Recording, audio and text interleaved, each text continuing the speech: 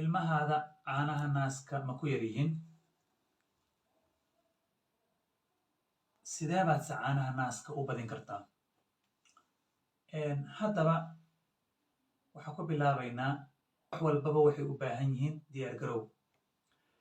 caanaha naaska inay ka imaadaan hooyo Soomaali haddaad tahay waa inaad fahanto in ay isku xiran yihiin maskaxdaada iyo caanaha naaska ka imaanaya iyo caafimaadka jirkaada iyo waxa aad qaadanayso. arrimahaas oo dhan marka waa in la soco.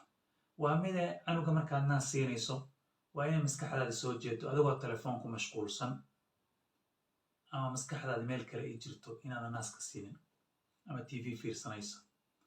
oo canugii markii aad aragto oo meesha naaska aad afka u geliso oo naaskii uu nuugo hormoonno ayaa laga soo saaraya maskaxda, taasoo keenaya in caanihi hoos usoo degaan. taasi waa sababaha keeni waxyaalaha fududayn karay ka mid tahay. waxaa kaloo ka mid a in cuntada aad qaadanayso ay waxa la yidhahdo balance diet tahay. maxaa waay balance diet? cuntadu waa inayna ahayn dufan keliya ama sokor keliya waxa staajka loo yaqaana sida cuntooyinka badan oo cuno oo bariiska iyo baastada u badan, ee cunto isku dhafan ay tahay oo nooc walba leh, oo qudaarti leh, oo cagaarki leh, oo fitamiinki leh, oo juuski leh, wax walba leh.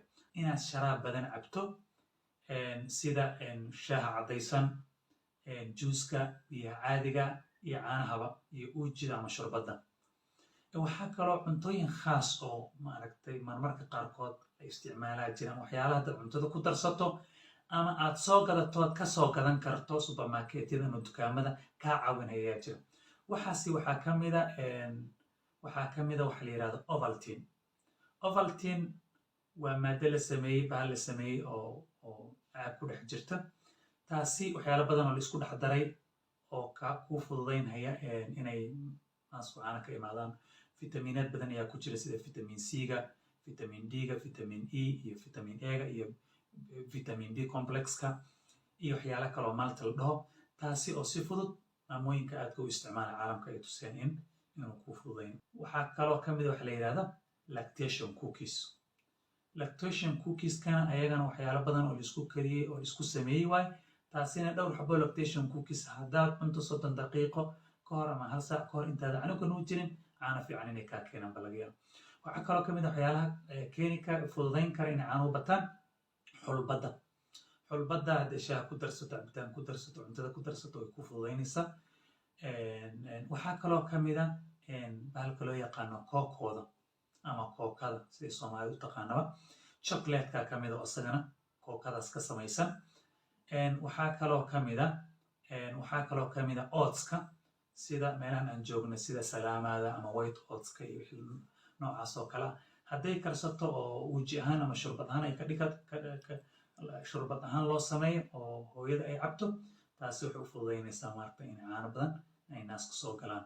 waxaa kaloo muhiima oo caafimaadkaada guud muhim u ah, caanahana muhim u ah, in jirkaada guud ahaan caafimaadkaada u fiican yahay. caafimaadkana waxaa number 1 ka ah in jirkaada uu dhaqdhaqaaq lahaado ama alamiinta aad samayso. qasab inaad alamiinta samayso maahan, laakiin waa inuu jirkaadu dhaqdhaqaaq lahaado oo guriga dhexdiisa aad ku socoto ama aad howl ka qaban karto. dhaqdhaqaaqa jirkaasi caafimaadkaada guud buu wanaajinayaa. taasina waxay keenaysaa inaad nashaad yeelato, ood farxad yeelato, oo jirkaada caafimaad helo, oo naaskid maaragta caanihina ay fiicnaadaan. waxaa kaloo ayadana muhiima oo hooyooyinka Soomaaliyeed aan faraya in ay qoraxdu ku dhacdo jirkooda. waxaa laga yaabaa maamooyinka badankood 40ka ay ku jiraan inayna qorax arkinba oo qol ay ku jiraan. taasina waa laga fiican yahay, vitamin D la-aan ayay ahaanayaan. marka waqtiyada waa inaad ama dariishada oo kale istaagtaa waqtiga subaxii ay qoraxda soo baxayso, amaba aad baxdo oo meelo qorax ay kugu dhici karto, jirkaada ay ku dhici karto aad istaagtaa. aad ayayna muhiim ugu tahay vitamin D-gaada iyo caafimaadka. waa anigoo Dr. Cabdiqaadir si muuqaalkan hooyooyin fara badan oo Soomaaliya ay ugu faa'iidaystaan fadlan sii faafi. wassalaamu calaykum waraxmatullahi